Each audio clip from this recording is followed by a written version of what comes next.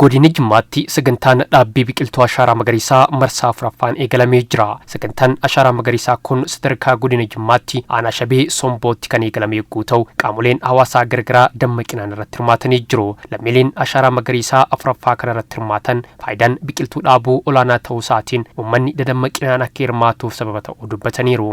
Ashaaraa magariisaa kana dhaabuudhaaf immoo waamicha muummeen ministeeraa Abiy Ahmed nuu kaaniin waggaa arfaffaadhaaf dhaabaa jirra. Barattootaa fi barsiisota mana barumsaa hirmaachisuudhaan ofiis sirna ho'aa fi sirna gaarii ta'een kan itti fufaa jirruu fi kan hojiirra oolchaa jirudha kan nama gammachiisudha jechuudha. Biqiltuu ashaaraan kun dhalootaaf waan darbuuf biqiltuu dhaabuun keenya dhaloota isa dhufuutti dabarsinee nus irratti dhaabbanne kunuunsinee biqiltuun kun ashaara keenya akka dabarfannuuf kaayyoodha waan ka'eefidha. Godinichatti biqiltuuwwan waggaa darbe dhaabaman keessaa 85 kan ta'an qabachuu akka danda'an odeeffannoon godinicharraa argame kan agarsiisu yoo ta'u jiraattonni gama isaaniin biqiltuuwwan dhaabaman kanneen kunuunsuuf kutannoon qaban olaanaa ta'uu dubbataniiru. Dhaabnee galuu qofa otoo hin ta'in kunuunsinee akka inni biqilu taasisuudhaaf immoo qophee gaas qabna. Hawaasni kun har'a guyyaa ashaaraa magariisa kana dhaabsisneerru kunuunsi nus immoo nurraa'es hawaasa keenya irras wanti nurraa eegamu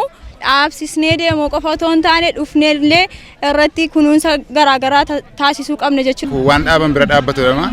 Aadaa Oromoo keessattis immoo biqilaa kunuunsuun dhaabuun isa beekamaadha waan ta'eef. Bulchaan aanaa Shabee Somboo obbo Kaalid Abbaa Maccaa aanichatti hirmaannaa hawaasa bal'aatiin mul'ata ashaaraa magariisaa dhugoomsuuf sochii taasifameen bu'aan fooyya'aan argamaa akka jiru ibsanii aanichatti ashaaraa magariisaa bara kanaatiin biqiltuuwwan nyaataaf oolanii fi faayidaa garaagaraa qaban miliyoona 18.5 ol dhaabuuf hojjetamaa akka jiru dubbatanii jiru. Qophii sanyiirraa kaanee miliyoona 18.5 naamneetu jira. Biqilaan kunis yeroo ammaa gaheetu jira.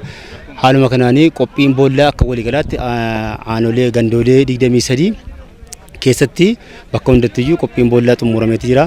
Dhaabbii ashaaraa magariisaa bifa adda ta'een bara kana keessattiyyuu gosa hundarratti xiyyeeffannee kuduraan muduraa irratti inisheetiiwwan akka mootummaatti qabame akkuma sagantaa guyyaa addaa qabanne keessatti baala shaayis bal'inaan dhaabneetu jirra.